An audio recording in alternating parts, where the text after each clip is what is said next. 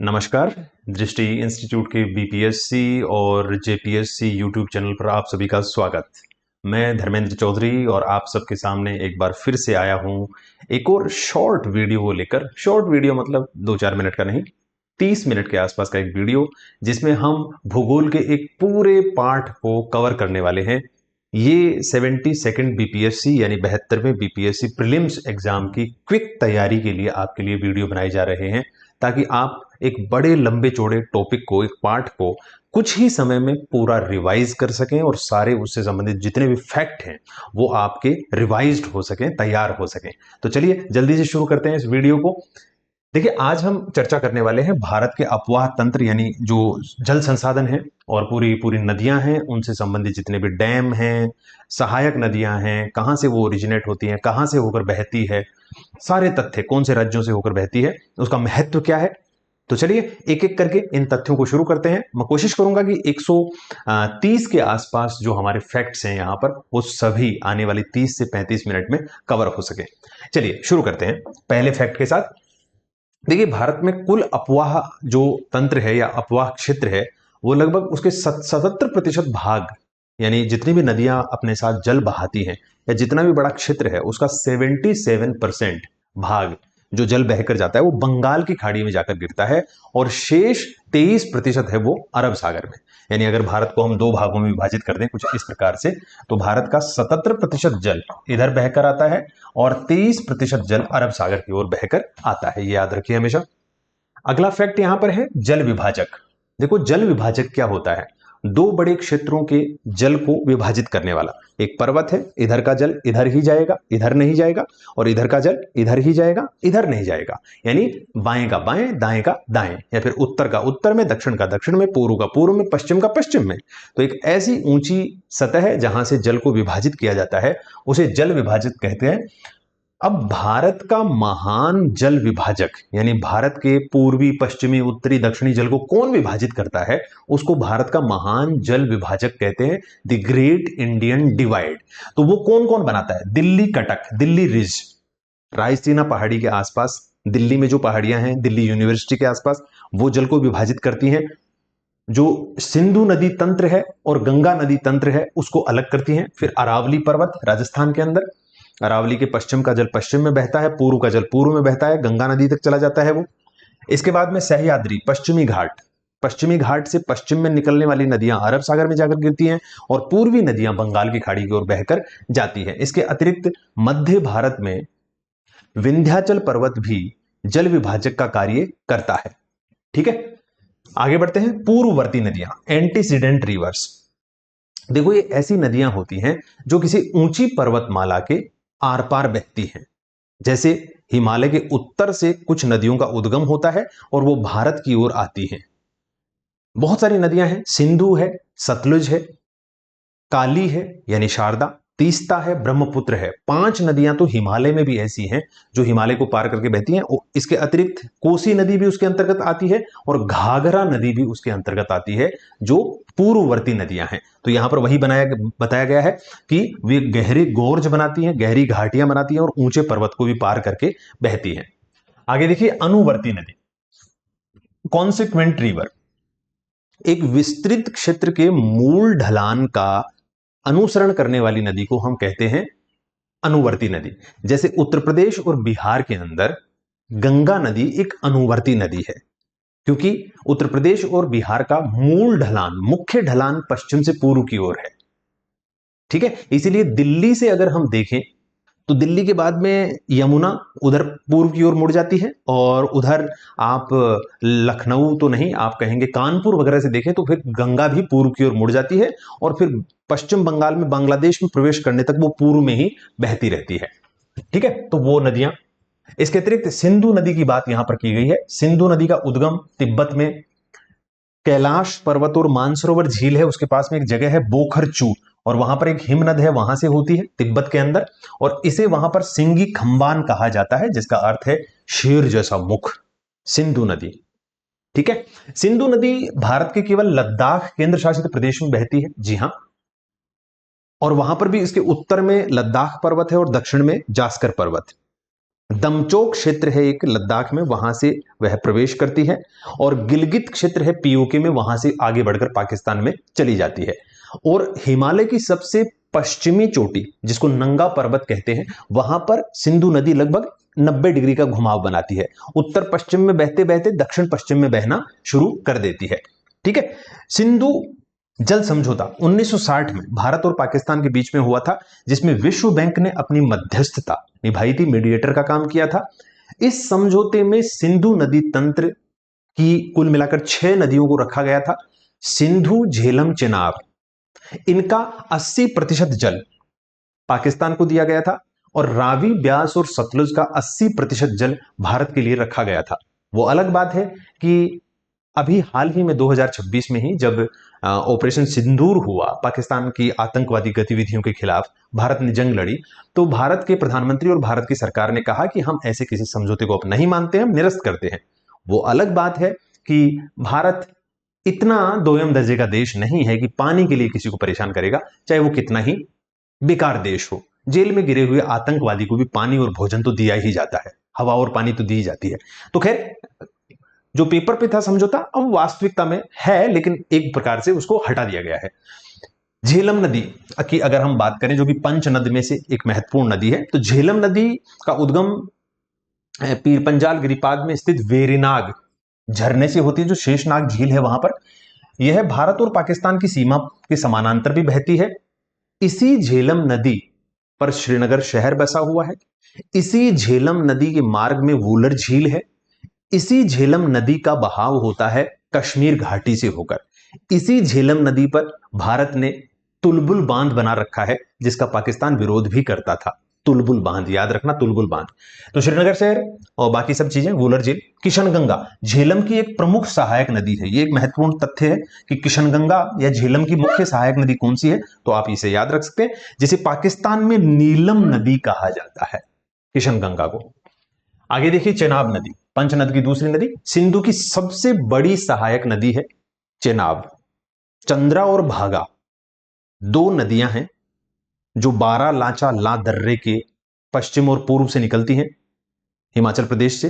फिर केलांग के ताड़ी नामक स्थान पर हिमाचल प्रदेश में ही दोनों आपस में मिल जाती हैं और चेनाब बनती है। झेलम, चेनाब, रावी, ब्यास, सतलुज में से सबसे ज्यादा जल जिस नदी में बहता है वो नदी है चेनाब नदी। ठीक है। यह नदी लाहौल स्पीति के आसपास वाले क्षेत्र से निकलती है। ठीक है। हिमाचल प्रदेश में चेनाब नदी को चंद्रभागा नाम से जाना जाता है। चेनाब नदी जल विद्युत परियोजनाएं 3 बनी हुई हैं इस पे। पाकिस्तान में भी है एक, दुलहस्ती, बागलीहार, सलाल। फिर एक रतले और क्वार परियोजना भी है जो जम्मू कश्मीर में है सारी की सारी, और आगे पाकिस्तान ने भी कुछ बना रखी है। रावी नदी की अगर हम बात करें तो वो हिमाचल प्रदेश के कांगड़ा जिले के रोहतांग दर्रे के पश्चिमी भाग से निकलती है और कुल्लू घाटी से होकर बहती है। देखो, ये तथ्य याद रखना बहुत जरूरी है कि कुल्लू घाटी से कौन सी नदी बहती है। कुल्लू मनाली क्षेत्र में घूमने तो बहुत सारे लोग जाते हैं, लेकिन ये भूल जाते हैं कि वहां नदी कौन सी बह रही थी, तो याद रखिए वहां पर रावी नदी बहती है। फिर यहां पर थीम रणजीत सागर बांध, ये बांध जो है वो रावी नदी पर ही बने हुए हैं।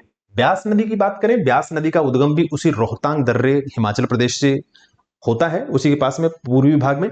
और ब्यास नदी पंच नद की, झेलम, चेनाब, रावी, ब्यास, सतलुज में से एकमात्र नदी है जो पूरी तरीके से भारत में बहती है। शेष नदियां भारत में भी बहती हैं और पाकिस्तान में भी बहती हैं।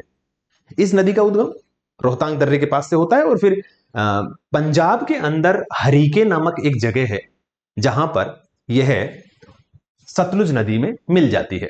और उस हरीके बैराज से ही एक नहर निकाली गई है, इंदिरा गांधी नहर, जो भारत की सबसे बड़ी, सबसे लंबी नहर है। पश्चिमी राजस्थान में सिंचाई और पेयजल उससे उपलब्ध करवाया जाता है। ठीक है। सतलुज नदी का उद्गम देखें तो वो राकस ताल है एक, तिब्बत में, वहां से उद्गम होता है। वहां इसे लागचेन खंबाब कहा जाता है, लागचेन खंबाब। सतलुज नदी का भारत में हिमाचल प्रदेश में प्रवेश होता है शिपकी ला दर्रे से। वहां पर हिमाचल प्रदेश में इसके ऊपर एक तो भाखड़ा नांगल 2 बांध बने हुए हैं। भाखड़ा हिमाचल प्रदेश में, नांगल पंजाब में। भाखड़ा बांध की ऊंचाई जो है वो 226 मीटर है। और यह भारत का सबसे ऊंचा गुरुत्वीय बांध है जो गुरुत्वाकर्षण को उपयोग करता है, बिजली विद्युत उत्पादन किया जाता है। नांगल बांध पंजाब के अंदर है। नाथपा झाकड़ी एक परियोजना और है हिमाचल प्रदेश में ही, वो भी विद्युत उत्पादन के काम में आती है, सतलुज नदी के ऊपर बनी हुई है। श्योक नदी की बात करें तो इसे मृत्यु की नदी कहा जाता है। एक तो इस नदी का उद्गम लद्दाख में उत्तरी भाग से होता है। इसकी एक सहायक नदी है श्योक नदी की, नुब्रा नदी, और यह नुब्रा नदी सियाचिन हिमनद के दक्षिणी भाग से निकलती है। श्योक की सहायक नदी है ये। सियाचिन ग्लेशियर ध्रुवीय क्षेत्रों के बाद में विश्व का सबसे बड़ा ग्लेशियर है, सबसे बड़ा हिमनद है, इस बात को याद रखिए। ठीक है, तो नुब्रा घाटी वहीं पर है लद्दाख के अंदर। तो सिंधु नदी की सहायक नदी है ये श्योक, और श्योक की सहायक नदी है नुब्रा, और नुब्रा का उद्गम होता है सियाचिन हिमनद से, ये बात याद रखिएगा। ठीक है, सिंधु के बाएं किनारे पर ये झेलम, चनाब, रावी, ब्यास, सतलुज मिलती हैं, और ये सारी की सारी पांचों नदियां एक साथ मिलकर पाकिस्तान का एक स्थान है मीठन कोट, वहां पर जाकर सिंधु नदी में मिलती हैं। राइट। इसके बाद अटोक वह स्थान है जहां सिंधु नदी पर्वतीय भाग को छोड़कर मैदानी भाग में प्रवेश करती है। अटोक नाम याद रखना, गिलगित से आगे पाकिस्तान के अंदर। जास्कर, शोक, गिलगित, ये सारी नदियां, ये स्वात, काबुल और कुर्रम, ये ऐसी नदियां हैं जो पाकिस्तान में सिंधु नदी के दाहिने किनारे पर मिलती है। काबुल, स्वात, कुर्रम, तोची, ऐसी कई सारी नदियां हैं जो दाहिने किनारे से मिलती है। सिंधु नदी अंततः अरब सागर में जाकर गिरती है कराची के पूर्व में। ठीक है, फिर बात आती है गंगा नदी की। गंगा नदी तंत्र, गंगा भारत के अंदर बहने वाली सबसे बड़ा नदी तंत्र है, भारत के अंदर सबसे लंबी नदी है, 5 राज्यों से होकर बहती है स्वयं गंगा। उत्तराखंड, उत्तर प्रदेश, बिहार, झारखंड और पश्चिम बंगाल। इसके अतिरिक्त गंगा हिमाचल प्रदेश से भी जल ग्रहण करती है, हरियाणा से भी जल ग्रहण करती है, राजस्थान से भी इसमें जल आता है, मध्य प्रदेश से भी आता है और छत्तीसगढ़ से भी आता है, नेपाल से भी आता है और तिब्बत से भी आता है, और बांग्लादेश से भी, क्योंकि बांग्लादेश में भी जाती है। तो इन सब जगह पर भी इसका प्रवाह क्षेत्र है, इसका अपवाह क्षेत्र है। ठीक है, तो गंगा का उद्गम जो होता है वो उत्तरकाशी जिले में, उत्तराखंड में गंगोत्री हिमनद के पास गोमुख नामक स्थान है, वहां से इसका उद्गम होता है, वहां इसका नाम भागीरथी होता है। लेकिन जैसे ही देवप्रयाग नामक स्थान पर यह अलकनंदा नदी से मिलती है तो इसी का नाम हो जाता है गंगा। गंगा नदी थोड़ा सा आगे बढ़ती है, हरिद्वार में पहुंचती है, जहां वो पर्वतों से निकलकर मैदानी क्षेत्र में प्रवेश करती है। हरिद्वार आधा पहाड़ पर बसा हुआ है, आधा मैदान में। ठीक है, अलकनंदा जो नदी है वो बद्रीनाथ के ऊपर सतोपंथ हिमनद है, वहां से निकलती है। और 5 प्रयाग, देखो विष्णु प्रयाग जो है वो सबसे पहले है, अलकनंदा में धौली गंगा मिलती है, फिर नंद प्रयाग है, अलकनंदा में नंदाकिनी मिलती है, फिर कर्ण प्रयाग है, अलकनंदा में पिंडर मिलती है, फिर रुद्र प्रयाग है, अलकनंदा में मंदाकिनी। ये मंदाकिनी नदी जो है वो अलकनंदा और भागीरथी दोनों के बीच से होकर बहती है, याद रखना ये नदी इन दोनों के बीच में से होकर बहती है। और फिर लास्ट प्रयाग है देवप्रयाग, जहां अलकनंदा में भागीरथी मिलती है, और यहां से आगे भागीरथी का नाम गंगा हो जाता है। 5 प्रयाग। मंदाकिनी नदी का उद्गम चोराबाड़ी ताल यानी केदारनाथ से होता है, और यह रुद्रप्रयाग में अलकनंदा में मिलती है। ठीक है, ये बात हमने कर ली है। ठीक है, और मैदानी क्षेत्र में प्रवेश हरिद्वार में होता है। गंगा नदी की कुल लंबाई इतनी है, मैं बता चुका हूं आपको। और इसका जो कुल बेसिन है, गंगा नदी का अपवाह बेसिन, वो लगभग 8.6 लाख वर्ग किलोमीटर है, भारत का सबसे बड़ा अपवाह बेसिन। ठीक, गंगा को राष्ट्रीय नदी भी घोषित किया गया था 2008 में, तो ये बात याद रखना कि 2008 में गंगा को नेशनल रिवर डिक्लेयर किया गया था। और गंगा ये डॉल्फिन जो है उसे राष्ट्रीय जलीय जीव घोषित किया गया था, कि गंगा नदी के अंदर जो डॉल्फिन होती है, सूस जिसे बोला जाता है, वो भारत का राष्ट्रीय जलीय जीव है। ठीक है, इसके बाद में यमुना नदी गंगा की सबसे लंबी सहायक नदी है। यही नहीं बल्कि भारत में किसी भी नदी की सबसे लंबी सहायक नदी की अगर हम बात करें तो वो यमुना है। यमुना नदी का उद्गम उत्तराखंड के अंदर जो बंदरपूंछ चोटी है उसमें यमुनोत्री हिमनद है, वहां से होता है। और उत्तर प्रदेश में प्रयागराज जो जगह है, जहां पर जिसको पहले हम इलाहाबाद कहा करते थे, वहां पर गंगा के दाहिने किनारे से आकर मिलती है यमुना। ठीक, यमुना नदी दाएं किनारे की मुख्य सहायक नदी है। इसके बाद गंगा के अंदर प्रायद्वीपीय भारत से भी बहुत सारी नदियां आकर मिलती हैं, जैसे यमुना में आकर मिलती हैं, जो गंगा की सहायक नदी है, जैसे चंबल, सिंध, बेतवा, केन, ये सब मध्य प्रदेश और राजस्थान की ओर से आती हैं और यमुना नदी में मिलती है। इसके अतिरिक्त गंगा में और भी नदियां हैं जो कई सारी प्रायद्वीपीय भारत की ओर से आती हैं, जैसे टोंस नदी है, जैसे करमनाशा नदी है, सोन नदी है, पुनपुन है, फल्गु है, ये सब नदियां दाहिनी ओर से मिलती है। बाईं ओर से गंगा में मिलने वाली नदियों की बात करें तो रामगंगा, गोमती, शारदा, घाघरा, गंडक, कोसी, उससे पहले बूढ़ी गंडक भी है, और महानंदा। महानंदा अंतिम नदी है जो गंगा में दाहिने किनारे से मिलती है। पहले वो नदी ब्रह्मपुत्र नदी की सहायक नदी थी, लेकिन एक बार बाढ़ आई और उसके बाद में उसने रास्ता परिवर्तित कर लिया। माफ कीजिए, तीस्ता नदी की बात कर रहा हूं, तीस्ता जो ब्रह्मपुत्र में मिलती है। ठीक है, ये महानंदा की बात थी जो अंतिम सहायक नदी है। चंबल नदी का उद्गम जो होता है वो मध्य प्रदेश की महू के पास जानापाव पहाड़ी है, वहां से होती है, और उत्खात भूमि यानी बेटलैंड या रेवेंस या जो बीहड़ होते हैं, ऐसा अपरदन किया है चंबल नदी ने कि वहां खेती करना नामुमकिन हो गया। गहरी गहरी खाइयां बन चुकी हैं, तो वहां पर अब खेती नहीं हो सकती। तो गंगा चंबल नदी एक विशेष प्रकार का अपरदन निर्मित करती है मध्य प्रदेश और राजस्थान की सीमा के आसपास, और उन दोनों राज्यों की सीमा भी बनाती है। आगे चलकर मध्य प्रदेश और उत्तर प्रदेश की सीमा पर भी चंबल नदी बहती है। ठीक है, चंबल नदी पर कई सारे बांध बने हुए हैं, जैसे गांधी सागर है, राणा प्रताप सागर है, जवाहर सागर है और कोटा बैराज है। इसमें से ये जो गांधी सागर है वो मध्य प्रदेश में, बाकी 3 राजस्थान के अंदर है।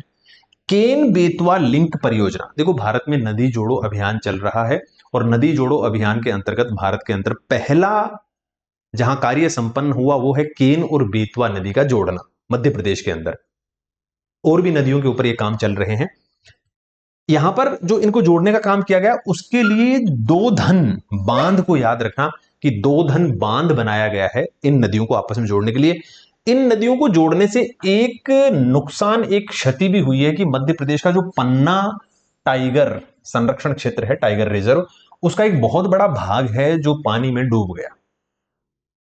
तो केन बेतवा नदी लिंक परियोजना जो दो धन बांध के अंतर्गत की गई है, उसके कारण कौन सा टाइगर रिजर्व जल से भर गया और वहां पर बायोडायवर्सिटी यानी जैव विविधता को क्षति हुई है, तो आप पन्ना टाइगर रिजर्व की याद रखना, मध्य प्रदेश के अंदर है।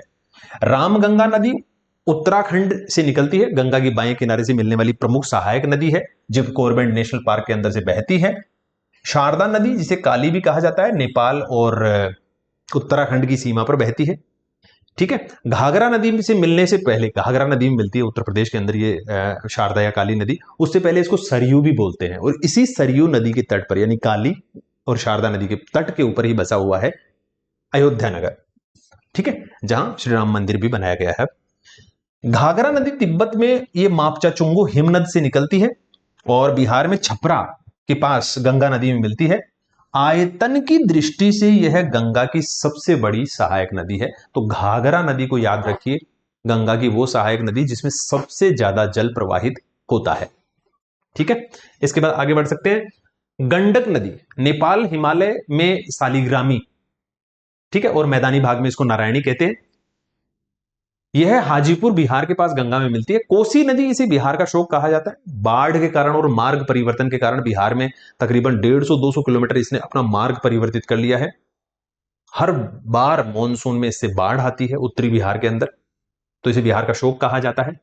और इसकी मुख्य धारा, वैसे 7 धाराएं हैं, सप्त कोशी भी कहा जाता है इसको नेपाल के अंदर, लेकिन इसकी जो सबसे मुख्य धारा है वो है अरुण नदी।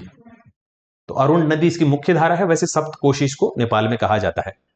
कोसी नदी अपने तीव्र मार्ग परिवर्तन के कारण, बाढ़ के कारण सर्वाधिक कुख्यात है। ठीक है, सोन नदी गंगा के दाहिने किनारे से मिलने वाली मुख्य प्रायद्वीपीय नदी है, जिसका उद्गम मध्य प्रदेश और छत्तीसगढ़ की सीमा पर अमरकंटक पठार या पहाड़ी है, जो मैकाल पहाड़ी की सबसे ऊंची जगह भी है, वहां से होता है सोन नदी का उद्गम। ठीक है, रिहंद सोन की ही सहायक नदी है, और रिहंद नदी के ऊपर रिहंद बांध बनाया गया है उत्तर प्रदेश के अंदर सोनभद्र जिले में। और उसका जो रिजर्वायर है, बांध है, जहां पानी भरा हुआ है, उस पानी को, उस झील को कहते हैं गोविंद वल्लभ पंत सागर झील। वहां से बिहार को भी जल मिलता है, वहां से बिहार को भी विद्युत मिलती है। ठीक है, तो ये चीज याद रखना। दामोदर नदी छोटानागपुर पठार में एक टोरी लातेहार जगह है, वहां से निकलती है। इस नदी के कारण बंगाल के अंदर पहले बाढ़ आती थी, लेकिन फिर हमने इसके ऊपर 5 बांध बनाए, बड़े बड़े, छोटे छोटे कई और बांध हैं। तिलैया, मैथोन, तेनोघाट, पंचेट, कोनार, ये बड़े बड़े 5 बांध हैं। यहां पर उनके नाम भी लिखे होंगे। ठीक है, वैसे मैंने बताई दी आपको। तो स्वतंत्र भारत, यानी भारत के स्वतंत्रता प्राप्त करने के बाद में पहली बार अगर किसी नदी पर नदी घाटी परियोजना का विकास किया गया, मल्टीपर्पज रिवर वैली प्रोजेक्ट, तो वो दामोदर नदी थी। 1948 में ही इसके ऊपर बांध बनाने का काम शुरू किया। और इस पे बांध बनाने के लिए हमने अमेरिका की, संयुक्त राज्य अमेरिका की एक नदी थी टेनेसी, उसको आदर्श माना। उसके अनुसार ही इस पे बांध बनाने का काम शुरू किया कि उस पे भी बाढ़ आती थी, उसको कैसे नियंत्रित किया, तो उसी प्रकार से हम हमारी इस नदी को भी नियंत्रित करेंगे। हुगली नदी, जो कि गंगा की एक वितरिका है, पश्चिम बंगाल में फरक्का एक जगह है, वहां से गंगा आगे बढ़ती है तो 2 भागों में बढ़ जाती है। दक्षिणी शाखा का नाम वितरिका, डिस्ट्रीब्यूटरी हुगली है, और जो पूर्वी शाखा है उसकी, उसको नाम फिर से भागीरथी होता है। फरक्का से आगे बांग्लादेश में प्रवेश करने से पहले गंगा का फिर से नाम होता है भागीरथी, जो उसका शुरुआती नाम होता है गंगोत्री से लेकर देवप्रयाग तक, यहां पर भी उसको कहा जाता है भागीरथी। तो हुगली नदी की यहां बात चल रही है, गंगा की वितरिका है। और इसी नदी के तट पर बसा हुआ है कोलकाता शहर, जो कि एक बड़ा बंदरगाह है। नदी ये बंदरगाह है, खुला महासागरीय बंदरगाह नहीं है। महानंदा दार्जिलिंग पहाड़ियों से निकलती है और भारत में गंगा की बाएं ओर से मिलने वाली अंतिम सहायक नदी है। उसके बाद में कोई भी नदी गंगा में नहीं मिलती है। बांग्लादेश में प्रवेश करने के बाद में गंगा का नाम पद्मा है। ठीक है, गंगा को ही बांग्लादेश में प्रवेश करते ही पद्मा कहते हैं। गंगा और ब्रह्मपुत्र संयुक्त रूप से बांग्लादेश में आगे चलकर मेघना कहलाती है, क्योंकि वहां पर एक मेघना नामक की नदी है जो मणिपुर पहाड़ियों से आती है और बांग्लादेश में उसे मेघना कहते हैं। और जो सुंदरवन डेल्टा है, वहां पर गंगा और ब्रह्मपुत्र का जल मिलकर मेघना में मिलता है। और अंतिम तौर पर गंगा ब्रह्मपुत्र मेघना का जो नाम होता है वो मेघना है। मेघना नाम से ही गंगा ब्रह्मपुत्र मेघना सब बंगाल की खाड़ी में सुंदरवन डेल्टा, सुंदरी जो वहां पर वन क्षेत्र है, मैंग्रोव वन क्षेत्र, उससे होकर बंगाल की खाड़ी में जाकर गिरता है। चापाकार डेल्टा, ये जो सुंदरवन डेल्टा है, ये विश्व का सबसे बड़ा डेल्टा है, याद रखिए। इस इतना बड़ा डेल्टा किसी भी नदी ने नहीं बना रखा। तटीय क्षेत्र में जाकर नदी का जल बहुत धीमा हो जाता है, और धीमा होने के कारण उसमें जितने भी अवसाद होते हैं वो सारे के सारे वहीं जमना शुरू कर देते हैं मिट्टी, और एक त्रिभुजाकार आकृति बनती है। यहां पर लिखा हुआ है चापाकार, तो चापाकार डेल्टा का अर्थ होता है कुछ ऐसा डेल्टा, उसे कहते हैं चापाकार डेल्टा। नमामि गंगे कार्यक्रम जून 2014 में शुरू किया गया था और केंद्र सरकार का एक फ्लैगशिप कार्यक्रम है जो गंगा के प्रदूषण को दूर करने के लिए चलाया गया था। फ्लैगशिप मतलब झंडा उठाया हुआ, सबसे आगे का प्रोग्राम, जिसको सबसे ज्यादा महत्व दिया गया हो, ऐसा प्रोग्राम है। ब्रह्मपुत्र नदी की बात करें तो ब्रह्मपुत्र नदी का उद्गम तिब्बत के अंदर चेमा युंगडुंग हिमनद है, मानसरोवर झील के पास, वहां से होता है। और वहां इस नदी को कहा जाता है यारलुंग सैंगपो, या फिर कुछ लोग उसको सैंगपो बोल देते हैं, जिसका अर्थ है शोधक, यानी साफ करने वाली, पवित्र कर देने वाली नदी, यारलुंग सैंगपो। लेकिन जैसे ही अरुणाचल प्रदेश में प्रवेश करती है यह नदी, तो वहां पर इसको दिहांग कहा जाता है, सियांग या दिहांग, अरुणाचल प्रदेश में। यह नदी तिब्बत में आगे बढ़ते बढ़ते ऐसे अचानक से यू टर्न बनाती है। यहीं पर हिमालय की सबसे पूर्वी चोटी है नामचा बरवा, तो नामचा बरवा चोटी के पास यह लगभग यू टर्न बनाती है, यहां लिखा हुआ यू टर्न। फिर जब यह असम में प्रवेश करती है तो असम में इसको साधारणतः पासीघाट के पास ब्रह्मपुत्र कहा जाता है। और वहां अरुणाचल प्रदेश में इसकी 2 सहायक नदियां हैं, एक दिबांग है और एक लोहित है। इस लोहित नदी के ऊपर भारत का सबसे लंबा नदी पुल बना हुआ है, सबसे लंबा, भारत का सबसे लंबा नदी पुल, जो लगभग 9.5 किलोमीटर या 9.25 किलोमीटर के आसपास है, सादिया से लेकर धुला तक। इसका नाम भूपेन हजारिका सेतु है, भूपेन हजारिका पुल है। भारत में इतना लंबा नदी के ऊपर कोई भी सड़क पुल नहीं है, 9.15 किलोमीटर लंबा। सादिया से धुला तक वहां बाढ़ आती है, सेना या कोई भी व्यक्ति बाढ़ के समय पहुंच नहीं पाता, तो ये पुल अब बड़ा ही सहायक है। असम घाटी में ब्रह्मपुत्र नदी गुम्फित नदी बन जाती है। गुम्फित नदी मतलब कई सारी धाराओं में विभाजित हो जाती है और लगभग सारा असम बाढ़ में डूब जाता है। कई सौ इसकी सहायक नदियां हैं जो ब्रह्मपुत्र घाटी, जो एक रैंप घाटी है, उसमें आकर इसमें मिलती है। माजुली द्वीप असम के अंदर ही ब्रह्मपुत्र नदी के मार्ग में ही एक द्वीप है। नदी बहते बहते ऐसे बीच में ही अवसादों का निक्षेपण करके एक द्वीप बना देती है। यह माजुली द्वीप जो ब्रह्मपुत्र के मार्ग में असम में है, यह विश्व का सबसे बड़ा नदीय द्वीप है। एक जिला भी है यह। इस द्वीप को एक जिला घोषित कर रखा है भारत सरकार ने, असम सरकार ने। ब्रह्मपुत्र नदी की कई सारी सहायक नदियां हैं, जैसे सुबनसिरी है, कामेंग है, मानस है, संकोश है, धनसिरी है। ये सब ब्रह्मपुत्र की सहायक नदियां हैं। ब्रह्मपुत्र की और सहायक नदियों की बात करें जो इसमें बाएं किनारे से मिलती हैं, तो वो बूढ़ी दिहांग है, दिशांग है, कोपिली है, धनसिरी है, दक्षिण दिशा से मिलती है।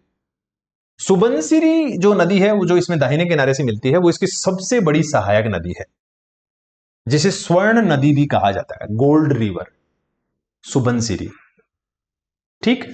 मानस नदी भूटान की सबसे प्रमुख नदी है, भूटान से ही निकलकर आती है यह, और असम में मानस राष्ट्रीय उद्यान से होकर बहती है और फिर ब्रह्मपुत्र में असम में मिलती है। तीस्ता नदी सिक्किम में ये चोलामू झील या फिर पोहुनरी हिमनद है, वहां से यह नदी निकलती है। यह पहले गंगा की सहायक नदी थी, थोड़ी देर पहले जो मैं आपको बता रहा था, लेकिन 1787 में एक बाढ़ आई, जिसके बाद में यह ब्रह्मपुत्र नदी में जाकर मिल गई। उससे पहले 1787 से पहले तीस्ता नदी, जिसका जल भारत और बांग्लादेश के बीच में वर्तमान समय में कुछ विवादित रहता है, यह नदी पहले गंगा की सहायक नदी हुआ करती थी। ठीक है। बांग्लादेश में प्रवेश करते ही ब्रह्मपुत्र नदी को जमुना कहा जाता है, बिल्कुल सही बात है। और बराक नदी मणिपुर की पहाड़ियों से निकलती है। इसी को इसमें मार्ग में सूरमा नदी भी कहते हैं। जब बांग्लादेश में प्रवेश कर रही होती है तब इसको सूरमा भी कहते हैं, और बांग्लादेश में प्रवेश कर जाने के बाद में सुंदरबन डेल्टा के आसपास इसी को कहते हैं मेघना। और इसी के ऊपर हमारा राष्ट्रीय जलमार्ग नंबर 16 बना हुआ है उत्तर पूर्व भारत में, और इसी में गंगा और ब्रह्मपुत्र का अंतिम मिलन होता है। सुंदरबन डेल्टा पे मेघना नाम से ही वो जानी जाती है। अब प्रायद्वीपीय भारत की कुछ नदियों की बात करें जो अरब सागर और बंगाल की खाड़ी में गिरती है, तो प्रायद्वीपीय भारत की नदियों की विशेषताएं, सबसे पहले ये नदियां प्राचीन हैं, क्योंकि जो प्रायद्वीपीय भारत है वो गोंडवाना लैंड का भाग है और सबसे स्थिर धरातलों में से एक है। बहुत पुरानी नदियां हैं। प्रायद्वीपीय भारत की नदियों की जो घाटियां हैं वो चौड़ी हो चुकी हैं, गहरी नहीं है, अवसाद बहुत ज्यादा नहीं होते, जल भी कम होता है। मौसमी नदियां हैं, क्योंकि वहां कोई इतना ऊंचा पहाड़ नहीं है जिसपे ग्लेशियर हो और उससे नदी को प्रत्येक समय जल प्राप्त होता रहे। ठीक है। तो वर्षा आधारित नदियां हैं। पश्चिमी घाट एक मुख्य जल विभाजक है, तो उसके पूर्व वाली नदियां बंगाल की खाड़ी की ओर बहती हैं और पश्चिम वाली नदियां अरब सागर की ओर बहती हैं। नर्मदा नदी की बात करें तो ये विंध्याचल और सतपुड़ा पर्वत श्रेणियों के बीच से बहती है। भ्रंश घाटी है, रिफ्ट वैली, जिसमें से नर्मदा नदी बहती है। अमरकंटक से निकलती है, मैकाल पहाड़ी से, और पश्चिम की ओर बहती है। वैसे वहां धरातल का ढलान पश्चिम में नहीं है, लेकिन जो दरार उत्पन्न हुई वो उसका ढलान पश्चिम की ओर है, और नर्मदा और ताप्ती दोनों ही नदियां पश्चिम की ओर बहती हैं।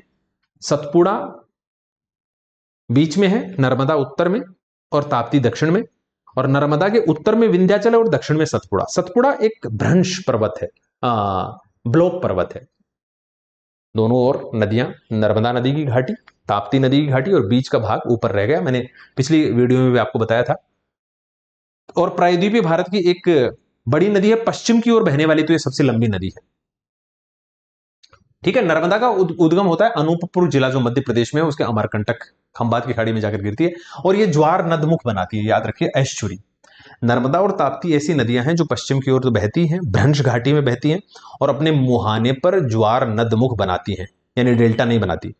ज्वार नदमुख वो नदी बनाती है जो महासागर में मिलते समय वहां पर अचानक से सागर की गहराई ज्यादा होती है, और नदी के साथ गए हुए अवसाद वहां निक्षेपित नहीं हो पाते, जम नहीं पाते, बल्कि वहां नदी एक गहरी सी खाई बना देती है, गहरी सी वैली बना देती है, तो उसको बोलते हैं ज्वार नदमुख। वो ज्वार नदमुख मछली पकड़ने के लिए, बंदरगाह बनाने के लिए, इसके अलावा जैव विविधता के लिए जाना जाता है, पर्यटन के लिए बहुत मशहूर हो जाता है, लेकिन वहां डेल्टा नहीं होता। ठीक है।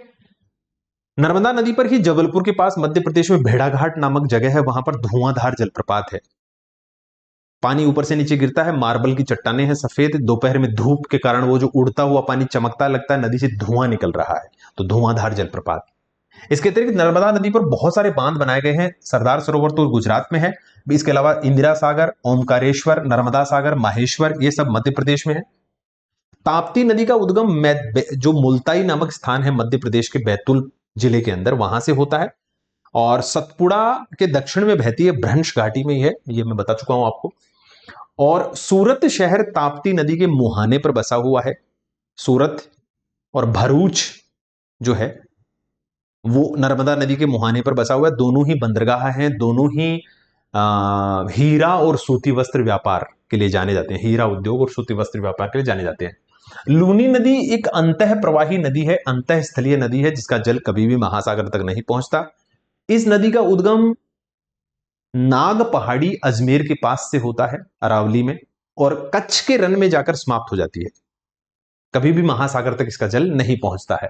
यह नदी बालोतरा बाड़मेर में एक जगह है, वहां तक इसका जल मीठा है, लेकिन बालोतरा में दो लवणीय धाराएं, जिसमें बहुत ही खारा पानी होता है, ऐसी छोटी छोटी सरिताएं आकर इसमें मिलती हैं, और बालोतरा के बाद में इस नदी का जल लवणीय हो जाता है। तो बालोतरा को याद रख सकते हैं लूनी नदी के लिए, लवण्यवती भी बोलते हैं इसको वहां पर। साबरमती नदी का उद्गम उदयपुर के पास अरावली पहाड़ियों से होता है, और इसी नदी के ऊपर अहमदाबाद और गांधीनगर गुजरात के दो बड़े शहर बसे हुए हैं, इसी नदी के तट के ऊपर साबरमती नदी। यह खंभात की खाड़ी में जाकर गिरती है। माही नदी का उद्गम, जो कर्क रेखा को दो बार पार करने वाली विश्व की एकमात्र नदी है, इस नदी का उद्गम होता है विंध्याचल पर्वत में, जो मेहद झील है मध्य प्रदेश में, धार जिले में, वहां पर इसका उद्गम होता है। मेहद झील मध्य प्रदेश के धार जिला, विंध्याचल पर्वत, ठीक है, वहां से माही नदी का उद्गम होता है। इसी नदी पर राजस्थान में माही बजाज सागर बांध और कडाणा बांध गुजरात में बने हुए हैं। यह कर्क रेखा को दो बार पार करती है, कर्क रेखा ऐसे गुजरती है और माही नदी ऐसे बहकर जाती है। तो माही नदी भी आगे चलकर खंभात की खाड़ी में गिरती है। फिर बात कर सकते हैं गोवा की दो प्रमुख नदियां, जैसे मांडवी है और जुआरी है। मांडवी नदी पर ही दूध सागर जलप्रपात बना हुआ है। इसके बाद में शारावती नदी कर्नाटक की एक महत्वपूर्ण नदी है। इस नदी के ऊपर, क्योंकि पश्चिम की ओर बहती है, पश्चिमी घाट से अचानक नीचे कूदती है, इसी नदी के ऊपर गरसोपा जोक या महात्मा गांधी जलप्रपात भी है, जो एक जल विद्युत परियोजना भी बनाता है। पेरियार और भरतपूजा, ये केरल की दो महत्वपूर्ण नदियां हैं। भरतपूजा केरल की सबसे लंबी नदी है, जबकि पेरियार सबसे बड़ी नदी है लंबाई और जल मात्रा को लेकर। गोदावरी नदी प्रायद्वीपीय भारत की सबसे लंबी नदी है, 1465 किलोमीटर लंबी है। इसे दक्षिण गंगा और बूढ़ी गंगा कहा जाता है, क्योंकि पुराने धरातल पर बहती है। और दक्षिण गंगा इसलिए क्योंकि गंगा उत्तर भारत की सबसे लंबी नदी है, सबसे बड़ी नदी है, और गोदावरी दक्षिण भारत की सबसे लंबी और सबसे बड़ी नदी है। गोदावरी नदी का उद्गम नासिक जिले में त्रिंबकेश्वर के पास से होता है, और यह बंगाल की खाड़ी में जाकर गिरती है। और इसकी कई सारी सहायक नदियां हैं, जैसे पूर्णा, मंजरा, वेनगंगा, वर्धा, पेनगंगा, इंद्रावती, सबरी। इंद्रावती नदी छत्तीसगढ़ से के बस्तर जिले से आती है, और इसके ऊपर चित्रकूट जलप्रपात बना हुआ है, जिसे भारत का नियाग्रा जलप्रपात कहते हैं। तो गोदावरी की सहायक नदी है इंद्रावती। इंद्रावती के मार्ग में ही छत्तीसगढ़ में चित्रकूट जलप्रपात बना हुआ है, और चित्रकूट जलप्रपात अमेरिका, संयुक्त राज्य अमेरिका और कनाडा की सीमा पर ईरी और ओंटेरियो झीलों के बीच में जो नियाग्रा जलप्रपात है, विश्व प्रसिद्ध जलप्रपात, वैसा ही कुछ यह भी दिखाई देता है चित्रकूट, तो इसे भारत का नियाग्रा जलप्रपात कहा जाता है। पोलावरम सिंचाई परियोजना आंध्र प्रदेश में गोदावरी नदी पर निर्मित की गई है, और कृष्णा नदी जो है वो प्रायद्वीपीय भारत की दूसरी सबसे बड़ी नदी है, 1401 किलोमीटर लंबी है। इसका उद्गम महाबलेश्वर महाराष्ट्र पश्चिमी घाट से होता है, और यह भी बंगाल की खाड़ी में जाकर गिरती है। तुंगभद्रा, कोयना, भीमा, घटप्रभा, मालप्रभा, मूसी, ये सब कृष्णा नदी की सहायक नदियां हैं। मूसी नदी के तट पर तेलंगाना का राजधानी शहर हैदराबाद बसा हुआ है। कृष्णा नदी पर अलमाटी बांध कर्नाटक में है। श्रीशैलम बांध, नागार्जुन सागर बांध आंध्र प्रदेश और तेलंगाना की सीमा पर है। कावेरी नदी दक्षिण भारत के कर्नाटक जिले में, कर्नाटक राज्य में पश्चिमी घाट कि ब्रह्मगिरी पहाड़ी से निकलती है और इसे दक्षिण भारत की गंगा कहते हैं। देखो, उस गोदावरी को कहा गया था दक्षिणी गंगा, इसे दक्षिण भारत की गंगा कहा जाता है। दक्षिण भारत की एकमात्र नदी है जिसमें 12 महीने वर्ष भर यानी पूरे साल भर जल बहता है, और उसका मुख्य कारण है क्योंकि इस नदी में उत्तर पूर्वी मानसून और दक्षिण पश्चिमी मानसून दोनों के समय जल प्राप्त होता है। ठीक है, इसलिए इसमें लगभग वर्ष भर जल बहता रहता है। इसी नदी के मार्ग में शिव समुद्रम, श्री रंगपट्टनम और श्रीरंगम, ये 3 नदीय द्वीप हैं। तो अगर कभी नाम आ जाए कि कौन सी नदी के मार्ग में श्री शिव समुद्रम, श्रीरंगपट्टनम और श्रीरंगम द्वीप हैं, तो आप कहिए कावेरी नदी के मार्ग में। शिव समुद्रम जलप्रपात भी है इसमें। ठीक है, महानदी की बात करें तो महानदी छत्तीसगढ़ और ओडिशा से बहने वाली नदी है। इस नदी का उद्गम जो होता है वो सिहावा पहाड़ी है छत्तीसगढ़ में, वहां से होता है, और ओडिशा के अंदर यह इस नदी के ऊपर हीराकुड बांध बनाया हुआ है। और हीराकुड बांध जो है वो विश्व का सबसे लंबा मिट्टी का बांध है, और भारत में सबसे लंबा बांध है हीराकुड बांध। देखो, अगर पूरे बांध की लंबाई देखें तो 25-26 किलोमीटर के आसपास है। इतना लंबा मिट्टी से बना हुआ बांध विश्व में कहीं नहीं।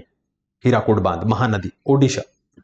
इसके बाद जलप्रपातों की बात करें, झीलों की बात करें, तो कुंचिकल जलप्रपात भारत का सबसे ऊंचा जलप्रपात है, 455 मीटर ऊंचा है। यह वराही नदी के मार्ग में है। यह भी पश्चिमी घाट से पश्चिम की ओर कूदती है।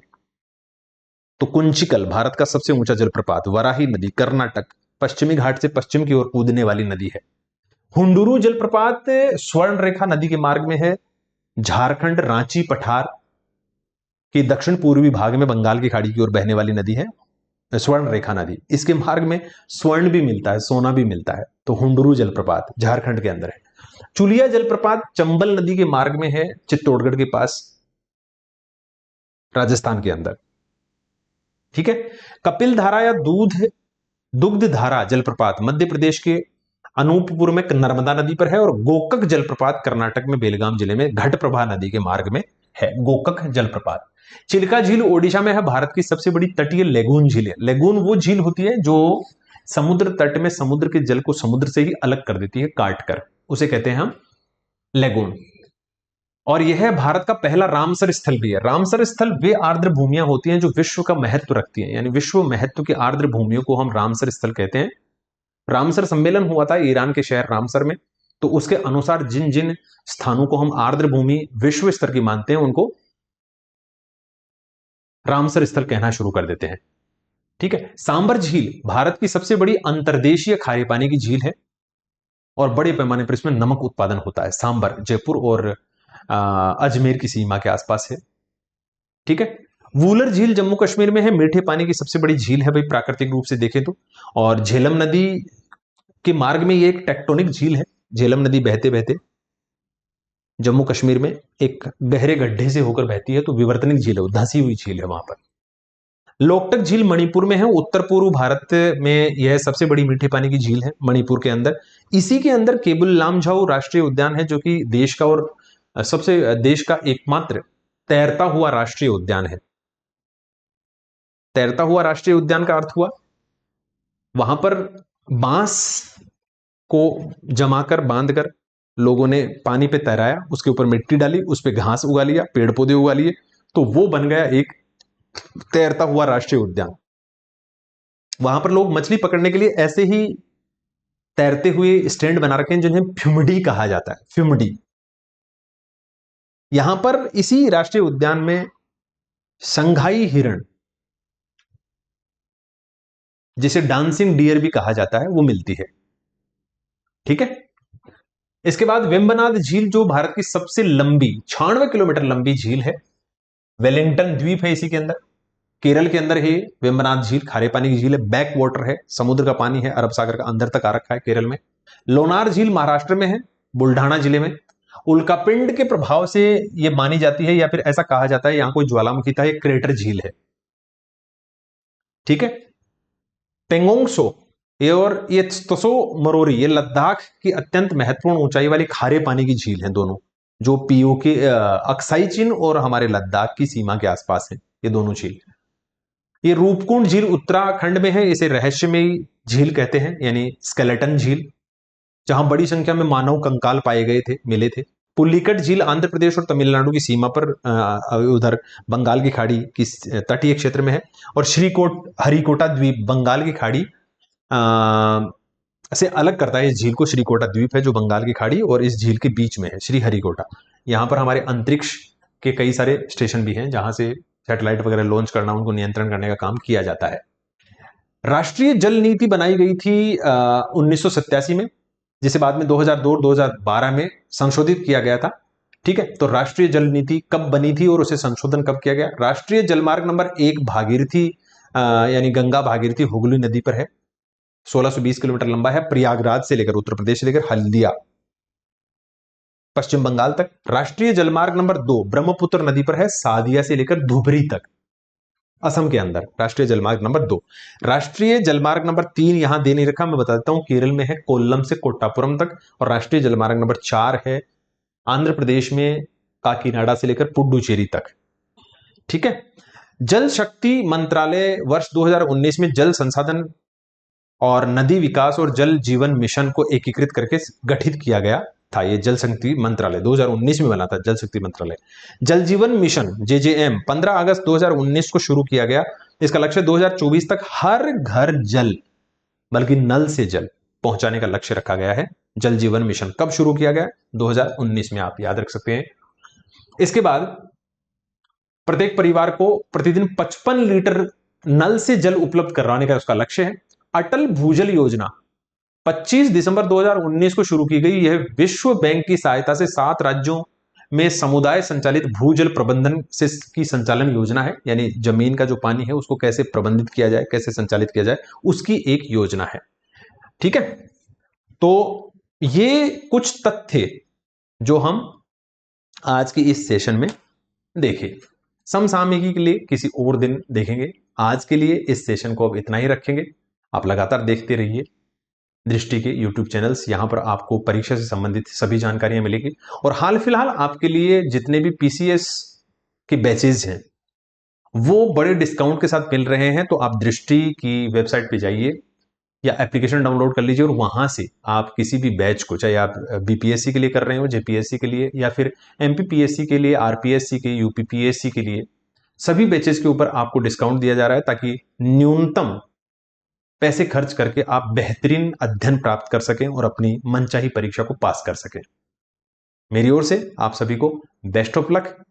पढ़ते रहिए लगातार। परीक्षाओं को पास करने का एक सबसे बेहतरीन तरीका होता है आप फैक्ट्स को लगातार देखें, उनका रिवीजन करें, शॉर्ट वीडियोस में जो जानकारी दी जाती है उसको ग्रैस्प करें, प्राप्त करें। मैं मिलता हूं आपको फिर किसी अन्य वीडियो के साथ या किसी कक्षा में। तब तक धन्यवाद। जय हिंद। Bye bye. अब एग्जाम की तैयारी को और बेहतर करने के लिए हमारे चैनल को लाइक, शेयर और सब्सक्राइब करना ना भूलें।